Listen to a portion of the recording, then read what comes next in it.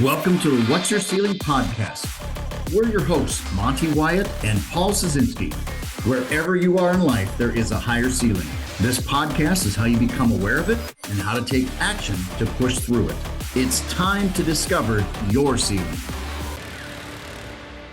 Before we get into this month's episode, here's a short message from Adding Zero's Executive Development. As CEO, you demand performance and results from your team. If you're committed to developing a cohesive, driven organization that achieves successful outcomes every single month, we need to talk. It's time to see how organizational and executive development from Adding Zeros can help. We focus on strategic planning, executive coaching, team alignment and engagement, organizational culture, and clarity of implementation. Contact Monte Wyatt by booking an appointment at www.addZerosNow.com. That's AddZerosNow.com. AddZerosNow.com. If you're ready, now is the time. I have a few coaching spots available for 2025. Lock in your team today. Now let's begin today's episode. Welcome to the What's Your Ceiling podcast, where we talk about your health, your family, your business. I'm Monte Wyatt. If you are a CEO, business owner, or executive, this is the show for you. We call our audience the achiever because you're always striving for the next level. It is my honor and pleasure to have a great businessman and community leader with me today. Brad Barber is the co-founder of Cabin Coffee Company and Cabin Coffee Franchising. They started in 2002 and have grown to over 20 stores across 8 states. And they have a motto posted in each location of just be happy and have fun. Their home office is located in Clear Lake, Iowa. Brad is also a founder of a nonprofit called United to Serve. United to Serve helps individuals discover their divine purpose, talents, and gifts while empowering them to serve and contribute value to others. Brad, welcome to the show. I look forward to chatting with you. Well, thank you so much, Monty, and thank you for that great introduction. Absolutely. Like I said, it is an honor to have you with us, and we're gonna talk about a number of things. I always like to start off with a little topic of discussion and business related. So our topic that I want us to chat on for a few moments is called scaling through leverage. When you hear that phrase, scaling through leverage, what comes to mind to you? Well, several things come to mind about scaling through leverage, and I think the number one thing that comes to my mind right away is utilizing other people's talents and gifts for you to be able to up your game. That's the first thing that comes to mind, because we can never do things really great on our own, Monty. It takes a whole collection of people with their specific talents and gifts for us to be able to break through and get to that next level. And so that's the first thing I think about. And then for us, I think for the business that we're in, and I think most businesses, is what can we do to improve our hospitality in serving and adding more value to our customers in our community.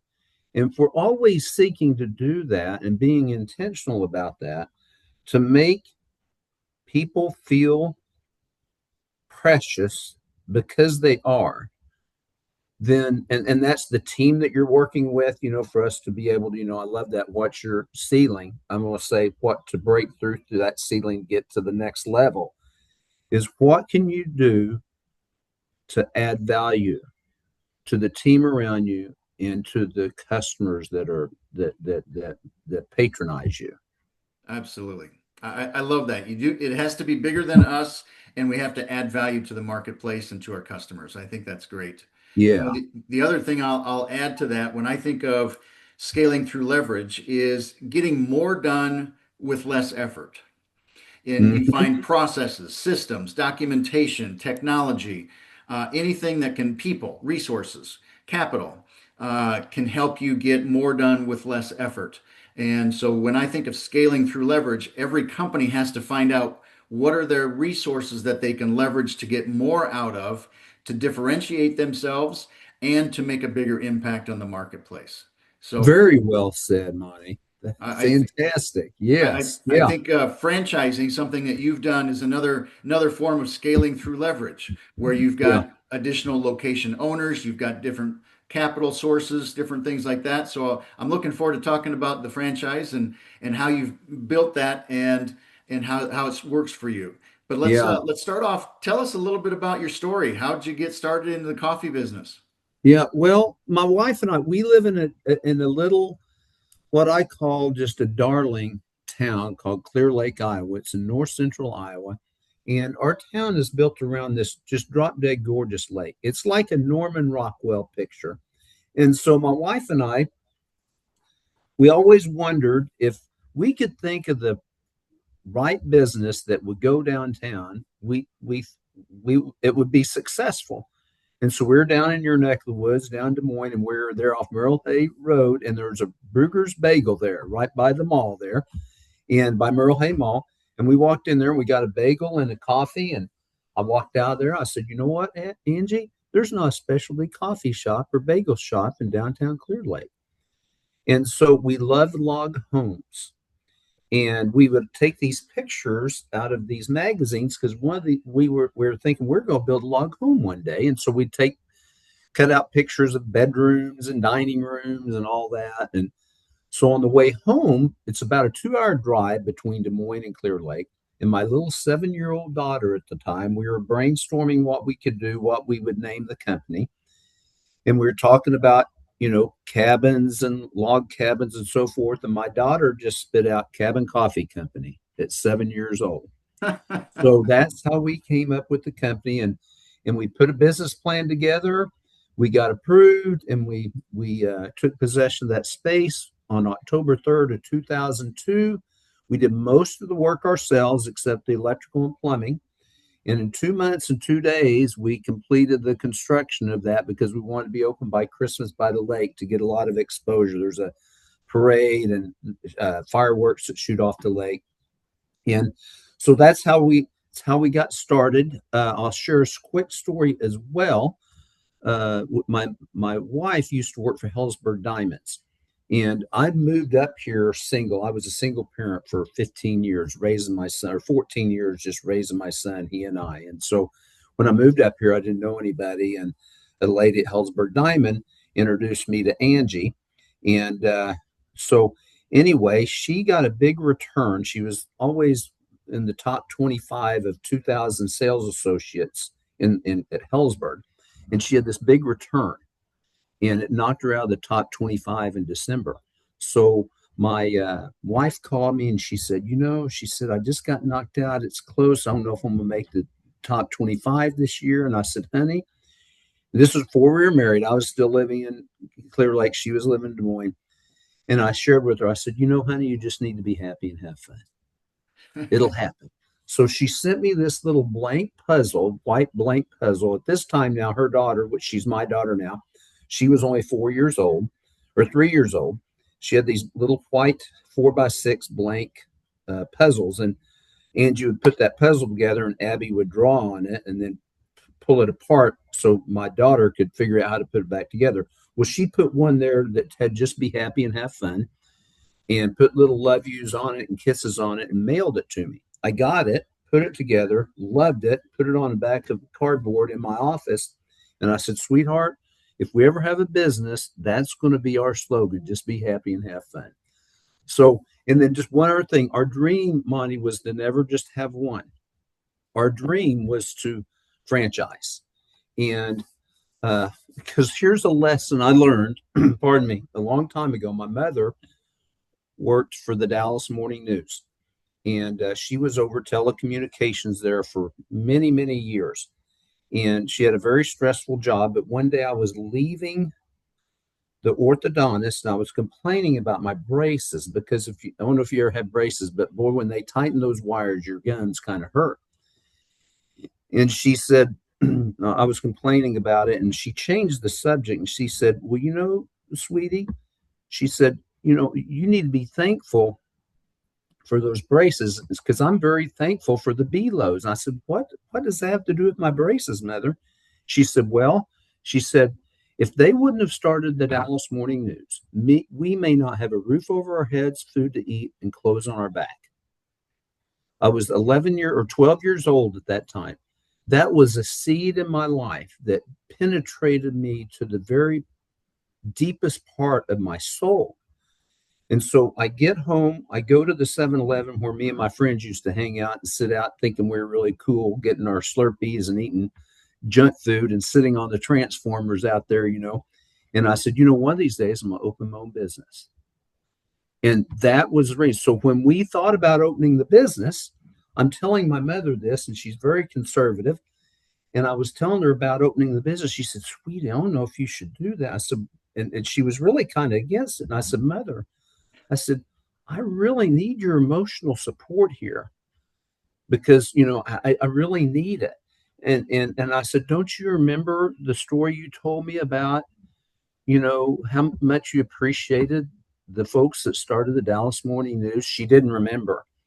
And I said, "That's really the reason, Mother, I want to open up a business because, I want people to have roof over their heads, food to eat, and clothes on their back." That was the main purpose, Monty, for me to have a business. It was never about me making a lot of money or, it was providing, and it was always to provide people the opportunity to open up their own business. Because while I used to work for Applebee's, I was over their development construction there in Kansas City. And so I got the opportunity to work with many, many franchises and learned how that business worked. And so that's the real purpose. I love that. And so how did you turn that into franchising? The concept of franchising. Right. Well, you know what, you're talking about the leveraging again, which is really a great subject. And thank you for bringing that up. But, when we were building the business model here in Clear Lake, it was all about thinking 5 years ahead. It wasn't, we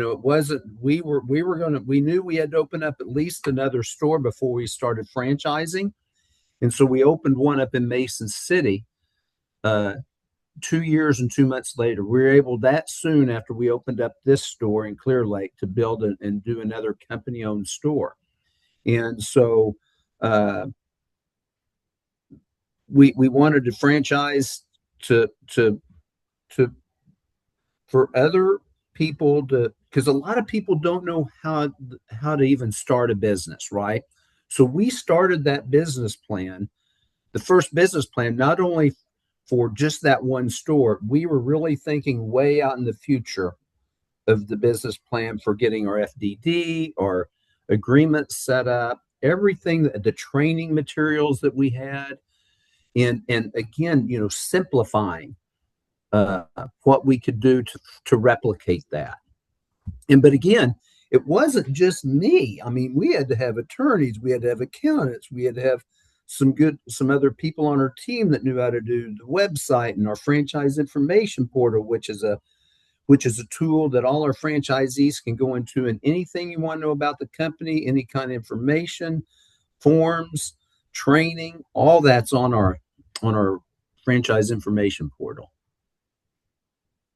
I want to reinforce something to our audience, the achiever, just that you said you got to think longer term. You got to think way out into the future. You said 5 years ahead, and how to simplify to replicate. And there's a concept that it's easier to 10x your business than it is to double your business, because you start to think bigger picture. What are the things that are going to get us more leverage? What are the things that are going to give us more efficiencies? And as you said, replication, or simplify the business so others can manage it. Yeah. That's a great way to look at that. Yeah. And really, another thing, another thing that we learned right away when we were starting our business is we went to several different banks and lending institutions, and some of them were on board, some of them weren't. And the first couple were not. And I remember telling Angie, I said, "Angie, we must not be," I use this term, "we must not be effectively communicating our vision well enough." Mm-hmm. And we aren't communicating it enough to inspire them to come along the side of us. So this is a funny story. So we went to several different banks. My wife ended up having laryngitis. So we dropped off our business plan to a bank on a Friday afternoon. And Roger Wallstrom, I will never forget him. God bless Roger Wallstrom. Uh, he got the business plan. He called my wife up within an hour. Now, this is before everybody had cell phones, all right? And so my wife could not talk. So my wife had to whisper to Roger about the business plan and answer the questions. My daughter was answering the questions and she was 7 years old. This is honest God truth. And so Monday morning, Roger calls us and approved us for the loan. So if anybody's struggling, get their 7-year-old daughter on the phone and have them talk to the banker because they cannot say no to a 7-year-old. Oh, I love it. That's a great Oh, story. but okay, if I can share one other story too that I learned about, I think this is important maybe for your audience. So, uh, about leadership. Okay, can I just share one thing about Absolutely. Absolutely. leadership Please that I do. learned? Okay, so when I was a little boy, I used to lead trail rides in Tulsa, Oklahoma. I'm from Dallas originally, but we were living in Tulsa at the time. My dad was building or helping develop this. It was Gilcrease Hills, and we had stables and bicycle paths that ran parallel with one another, and we would have to train these new horses to go underneath this tunnel. Okay, because we didn't want, and it was in through this residential area. Now, this is in 1971, 72. And these tunnels were about 10 feet, 8 feet tall and about 8 feet wide, but it was kind of an arch kind of thing. And we'd have to train these horses to go through those tunnels. Well, a horse weighs 900 pounds. I'm a 10-year-old boy, and I had this girl that really taught me how to be a good horseman. She was a horsewoman on how to get these horses through those tunnels. Some of them we could never get to go through, but but the thing that we had to do, the first thing we had to do for a horse is gain their trust. Mm-hmm. And by gaining their trust, it's being calm, cool, collective, gentle, for that horse to to trust you. And then there's natural leaders in horses too. And so we would get a horse in front of that other horse, and eventually we could get that horse to go through that tunnel. Okay. Now, they get excited, their ears would get up, where they would breathe heavy, and that, they would stomp. But we could never, ever force a horse through that tunnel. We had to gain that trust and lead that horse through there. So, and then we would ride that horse, we would lead it through there 20 times without being on it, with a horse in front and a horse in back. And then eventually we would get on that horse and train it before we could have a paying customer sit on there and us give us a trail ride, because we had to, safety first. So now, as a 10-year-old boy, I understood the concept of being nice, loving, caring, trusting, but it never hit me in the head, those communication skills I'm just sharing with you now. But that is the case of how to effectively operate a business, your wife, your kids. It's that we need to build that trust, Mm-hmm. with whoever we're working with, for us to effectively really break that ceiling. I see that. What's your ceiling?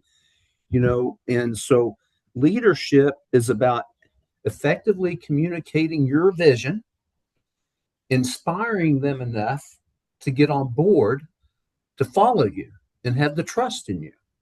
But it's nothing I can say, you should be doing this. So when we're looking at gaining franchisees, I never, ever try and sell them to do a franchise. It's all about building that relationship. Mm-hmm. Yeah. So Absolutely. thanks for letting me share that. I love it. It's all about leadership and communication. and how we Yeah. build. I loved how you said it, how we build trust and be calm, cool, collective, because that's how you're going to gain trust. If you're under pressure and anxious or angry, you're not going to build trust with somebody. And Right. so I love it. I love Yeah. it. Well, You know, thank you for letting me share that. you are welcome. You're welcome. We talk a lot on the show about people and how to lead them, how to encourage them, and finding the right people.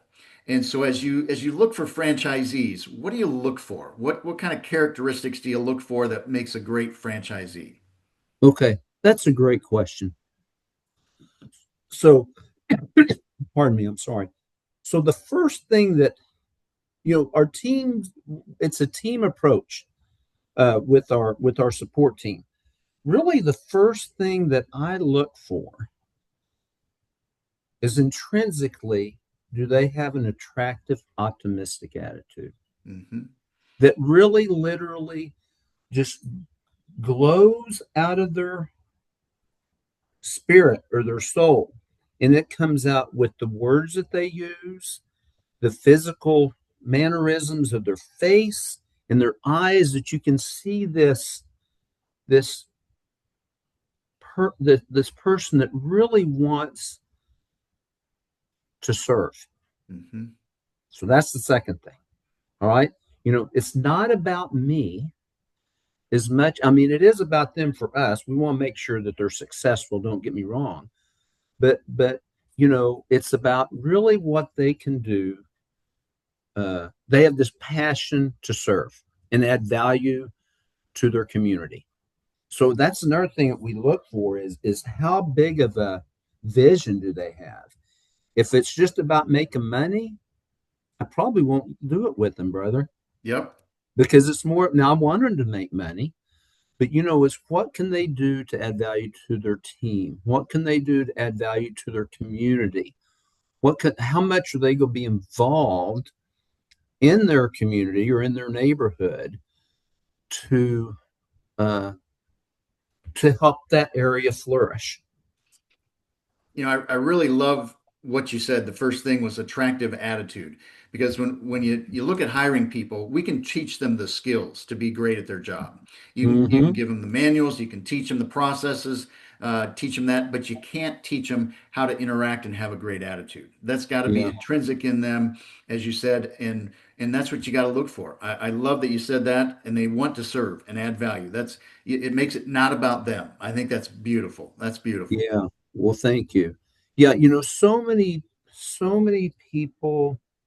We're all a mess. When I share this, I'm telling you, I'm a mess. Okay, I mean, I am. So, all these things I'm sharing with you, I still have to work on. It's constantly a process. But and the other thing I look at with them is, if they have that attractive, optimistic attitude, somewhere within them, they find that they're happy. There's a lot of people that aren't happy, Yeah. and I pray for those people. I do, because they're precious souls. But so, because to be able to run and operate a business, I feel like you have to have that intrinsically, that you're a happy person, and that you have a really. And so another thing is a drive, an endless amount of energy, almost, because you have to have that to be on the ball all the time. Yeah. I mean, like, my wife and I, we've ran this business and whatnot. It's just not us. Don't get me wrong, our employees. Thank goodness for them. But we do have a very healthy marriage. We've been married. We've been working together since 2002. So what is that? 24 years. Uh, but this business is our family. It's just as important as our as our as our relationship. Now, we may not be as emotionally attached, to cabin coffee as much as our, you know, kids and parents and my wife and I each other, but it is a family, Yep. you Absolutely. know. And I share this a lot too. This is another little nugget that my mother shared with me. She said, She said, because my mother was really a good businesswoman. She fought depression, but she was really a good woman. Uh, she said, Brad, she said, uh, the people that you work with are just as important as your family at home. And I said, what do you mean by that, Mother? It's just like what I said about the roof over the heads. She said, you know what? You need to perform at your best at work. Because if you do not perform your best at work as being an employee or being an owner of a business, you're negatively affecting each team member around you. Because you know why? And I said, why? She said, well, what I told you about the belows. Everybody's worried about keeping roof over their heads, food to eat, and clothes on their back. So if you do your best at work, then you're going to positively affect the rest of the team members to keep a roof over their heads, food to eat, and clothes on your back. But if you do not do that and you have a negative attitude, or you have this poor, poor, pitiful me, you're going to bring down the people that you're working with, and you're going to negatively affect those parents that are trying to keep a roof over their heads, food to eat, and clothes on their back. Not just them, Brad, but their family, his or her wife or husband and kids. So those are great, great things for me to learn as a young child. Absolutely. I love that story because one of the things I teach my clients is that your team is a reflection of you. And your story right there tells it from what your mother taught you is we've got to be happy. We've got to be positive. We've got to be focused. We've got to give it our best. And if we aren't positive around our team members, they're not going to be positive. And so Yeah, I think that's a great, great way to look at it. So I love that yeah, your mother told those stories and taught you that. That's great. yeah. That's Thank you. great. Yeah. As you went through growing the business, what were some of the self-limiting beliefs that you had that you had to break through? The challenges of can I do this? Can we make this? What were some of those beliefs that you had to break through? Yeah, that's a great question. Pardon me. Uh, the first thing comes to mind is my wife, and then I'll get into that because when we first took possession of that space in Clear Lake with hammers in our hands, okay, we walk in there, and it was October 3rd, 2002. We walk in there. My wife says, "Are we really doing this, Brad?" And I said, "Yes, sweetheart, we're really doing it, and it's going to work. It's going to work." So the ceiling that I had, or the was the struggle for me was we worked in the stores for the first 5 years, 6 years. We worked in the stores too, even while we're growing our business. It was we still had to work in the stores to make things cash flow and do things the proper way, right? And the the struggle for me was finding out being in retail in the service industry because I came from a development construction side. I couldn't control things as much. I Mhm. couldn't control when people were coming in or coming out or making drinks or making this. And that created a lot of chaos for me. And and I had to break that barrier and just be flexible and okay, I can't control this. So I can either accept it or not accept it. But if we're going to be able to grow this business, I have to be able to accept it. And I have to understand where our franchisees are going to be in those situations. And so that was the first barrier for me was, and then the other barrier was I found out you don't know what you don't know. When we opened that business, we really found out it wasn't about Angie and I. It was about we had to pay our employees, we had to pay our property taxes, we had to pay our bills. So there was so little left, brother, that first year or two, that first year. So we had to get comfortable about being uncomfortable. Mhm. Yeah. And so then the growth on that side was uh the ceilings for that, we're trying to find the right partners for us to help us grow. And what I mean by that is like our attorneys and our accountants, to get those important people in place to help guide us and direct us in the right direction. So I think more of the opportunities for me is Yeah. not knowing. And but you know what? Okay, so here's the best thing about owning a company by far for me. Well, we really don't own it. I truly believe that God owns everything. I'm just here to be a good steward. That's what I truly believe. And but the education that I get is priceless. That, because you get surrounded by all these other smarter people, and my mind can't even go in those places, but yet I'm learning, and they're willing to help us, and they're willing to help serve us, and we're honored by that. So the education is so beautiful. And it never ends. It never ends. Yeah. Yeah. I don't know. When I just think of that, I just melt, because there are so many still good people in this world that truly do want to help other people. Yep. I think that's wonderful. And it is. It's a choice that we have to make, and it's a focus, and it's a belief. And so I love that you shared that, and it's a big part of what you do and who you are and the ceiling that you broke through. You know, along the same lines, how do you think you're different today than you were 3 years ago?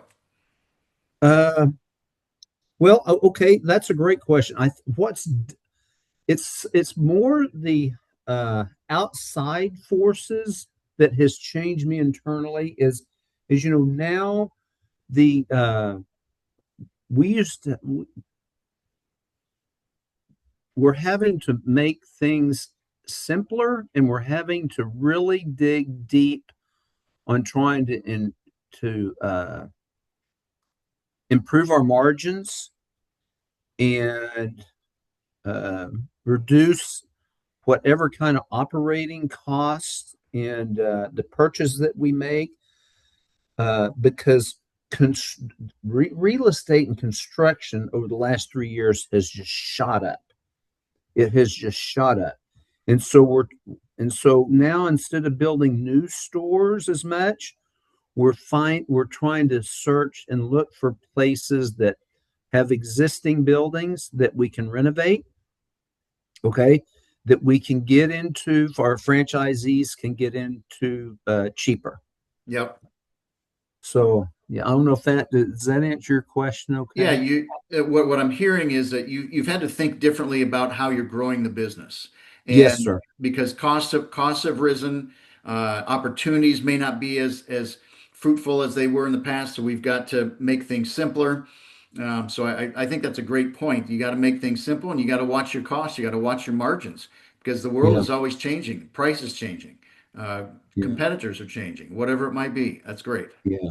And boy, you have to know your numbers. I mean, and you almost have to know them right off the top of your head. You can just spit them out. What you need to know for your margins, any of those areas. You need to know your margins, and you need to know where that sweet spot is. A 1 or 2% swing can make a huge difference. Absolutely.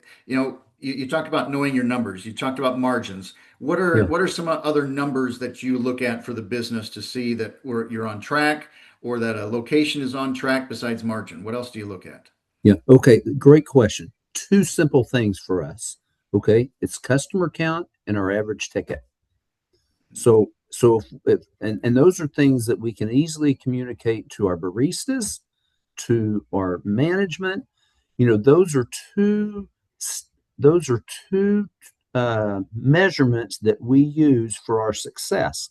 So we have to drive more customers in, and our goal is to raise that average ticket price.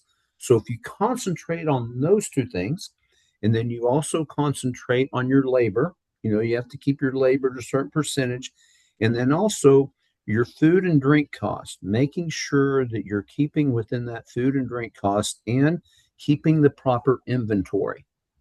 Because if you have too much inventory, that's a lot of dollars just Yep. stacking up on that shelf.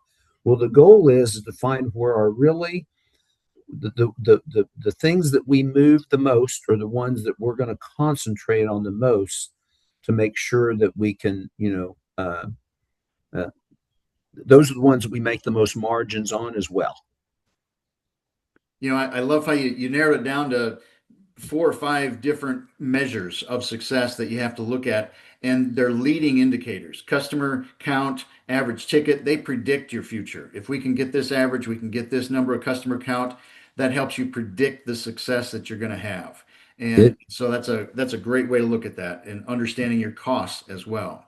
yeah, So nailing it down to a handful of measures of success that you got to focus on. I love that. right.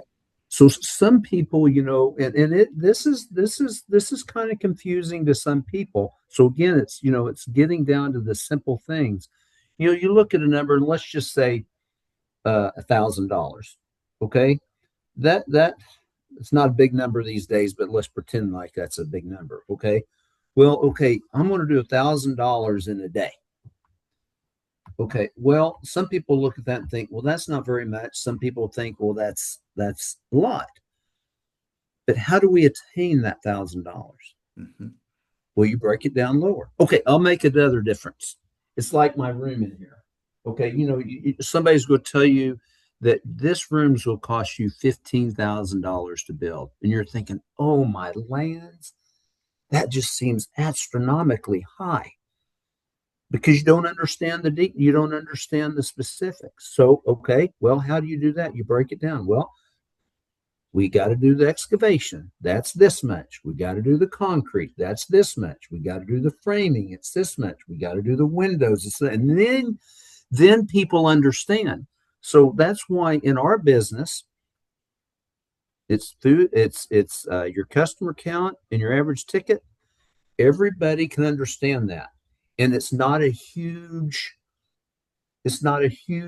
vision or goal to get there. Yep, Because oh my golly, I can our average ticket's like I think $11.54 right now. See, I know that. Okay. absolutely. All right. And so, well, what do we do to get an extra 25 cents? And that extra 25 cents times a couple hundred customers a day or 250 customers, that adds up to a lot of money. Absolutely People right. understand that way. And you have to break it down that way to make changes. That's the only way you can make a difference, is you break down to understand the difference. You just said that how can we get another 25 cents? That's about, now what's our product mix? What other things are we selling at the counter? What other things that we want to promote? So I love that you brought that Yeah. up. That you got to break it down to see the specifics and the detail to make a change, to make a Yeah. difference. Yeah, exactly. Yeah. Yeah. Yeah. I love it. This has been a great conversation. I just have a couple more things I want to hear from you. I love to hear what a current challenge is that you're breaking through right now. What's something that you're breaking through the ceiling at today? Yeah, okay, that's a great question. We just had a meeting with our support team yesterday. We're trying to simplify our menu to communicate more effectively for our customers that it either going through the drive-through or the ones coming in. So we had about an hour and a half conversation yesterday and about what we can do to eliminate some of the words or language on our menu to simplify it. And so we put a person in charge after that meeting, after we brainstormed some ideas to put together a different design of our menu for us to look at next Tuesday, because in May we have the new menu going out. And so the other thing that we looked at was looking at some of our lost leaders. We have too many food items that aren't selling enough. So again, that's extra dollars that's sitting on, let's just say it's not muffins, but I will say it's muffins. We're baking our muffins and we're just not selling them. Well, we only sell 3 a day in each store. Is it worth keeping those? No. We're going to get rid of that item. Do we need to replace it? Maybe not right now, these others are selling really good. Maybe we'll have a, limited time offer on something. So yeah, and so again, when we're looking at that is our margins as well. Where are these, where are we going to concentrate on to help elevate the sale of the products that we have that we make a better margin on, Hmm. I and love put that those at the analysis. forefront, with Yep. our menu. So what I'm hearing you say is you're constantly breaking through the next ceiling of how do we make it simplified? How do we make it more efficient? How do we get greater margin? You're always looking at that process. It's not just a one-time decision. It's a constant view of it. And I love Right. that because in business things change every week. So you got to be know your numbers. I love the muffin example. You got to know your Yeah. numbers. You got to be willing to make the tough decisions Yeah. and you got to be willing to, and I love how you got your team engaged and you have someone responsible for that. and Yes, sir. and that's the clarity of accountability and responsibility. So that's Yeah. fantastic. And like I just had one here, just right at my round table right here. I don't know if you can see it with our roasting and distribution lead. Uh, you can ask some questions to your team to help inspire them.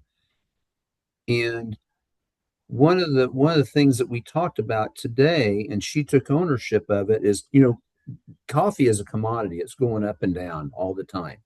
Okay, so I always, and I do most all the, not, I shouldn't say always, that's a dangerous word. Most of the time, I want them to make the decisions and come up with the ideas. Because if our team member, we create this culture to where they are not afraid to come up with ideas. Because if they come up with an idea and it's a good idea, they're going to own it Hmm. and they're going to run with it better than me saying, "Hey, Sally, this is a great idea. Won't you do it?" They're not going to take on. But if you can ask those thought provoking questions to where it gets your team members to really be thinking about being creative and innovative, and then they come up with an idea that's going to add a lot of value to not only themselves but the business, they're going to take more ownership of it and they're more than likely to run with it. And heck, they've got the momentum and the discipline to do it. You don't even have to inspire them. They're just going to run with it, if they have the right attitude. And That's if a great yeah, leadership trait that you just explained right there. And the leadership trait is teaching your people how to think. and beautiful. and you teach them how to think, they will take ownership. They will get inspired. So that's a great leadership trait. So Yeah, you shared a ton of leadership concepts with us today. I really appreciate that. And yeah. I just want to reinforce some of the learnings that I want our audience, the achiever, to capture from today. Thinking ahead, think 5 years out, think way out into the future. Simplify to replicate. I love Yeah. that one. Communicate your vision so you can inspire to get people on board, and then gaining trust so you can be a great leader. Those are just some of a few of the great concepts that I heard you share today, and I really appreciate that. One of the last questions I always like to ask is, what do you want to be known for? What do I want to be known for? That I cared. I truly care about people. It's not about what I accomplish. It's I tell you what, I want them to know that, what, Brad was a friend that really truly loved and cared for me. Hmm, that's beautiful. Yeah. That's beautiful. Yeah. And you got to Because work on that every day. well, we do, yeah, for sure. But a question I have for you, what, with these podcasts and your coaching and everything, what what fulfills you in what you do? What I love to do is help people make small changes in their leadership and their management styles, their behavior, their communication, and small changes make huge impact. Just on the your point of teaching your team how to think, and by just that one little point and giving some tips on how to ask the right questions, getting people to think differently, that will change cultures incredibly. And so Hmm. I love making small changes in a business, in a behavior, whatever it might be, and seeing how great results come about because of that small change. That's what drives me. That's what's fun for me. And Neat. seeing those small changes just give us more empowerment to our team, give us more flexibility, give us more success, whether it's margin or profit, you name it. But it's given us more power with our team. I love that. Yeah.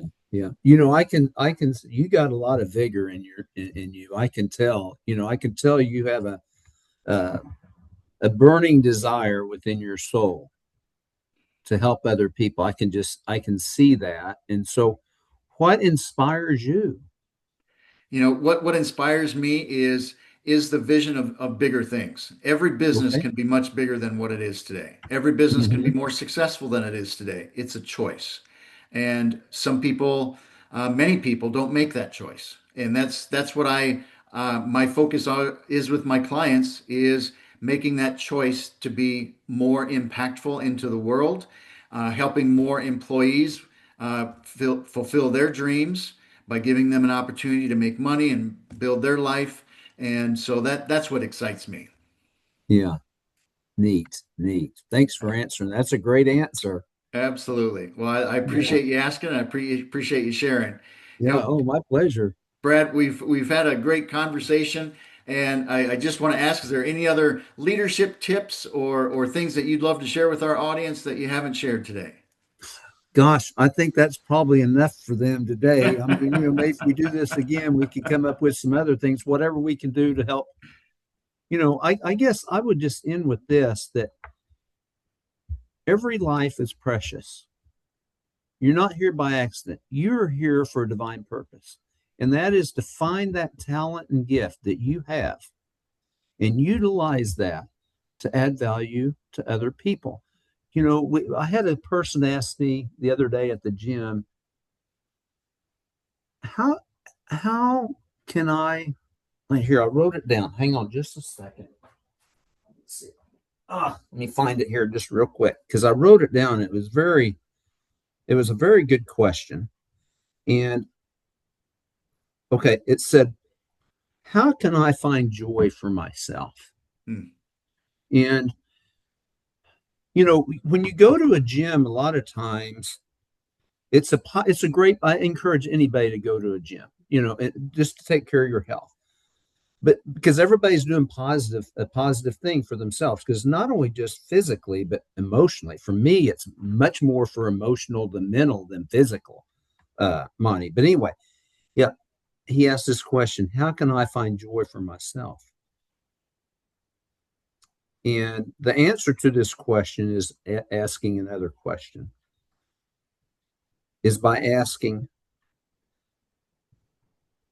what can I do to love, serve, care for? I said this a minute ago. What can I do to love, care, serve, nurture, enrich others? So we are here. So my final thing is when we fully understand that we're not here to be served, we're here to serve.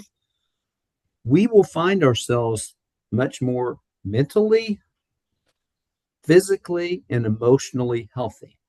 Because I don't know about you, but I know when I'm thinking to myself, whatever that is, I'm never that happy. Honestly, I'm not.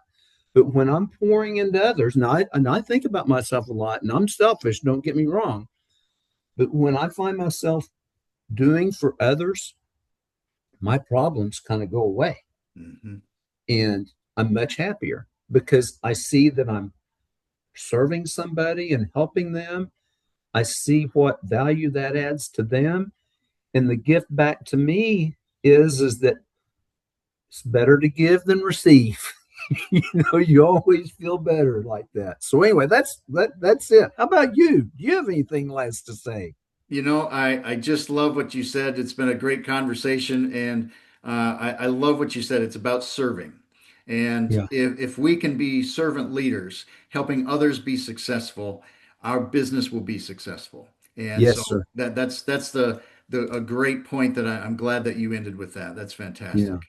Well, I Good. want to thank you, Brad, for joining us on the show. We've had a great conversation, a lot of good leadership learnings, and you've broken through a lot of ceilings that really helped us with our audience and growing through their ceilings as well. So Thanks for listening. Thanks for watching. Continue to hit like and subscribe, and we'll look forward to seeing you on the next show. Thanks for joining us.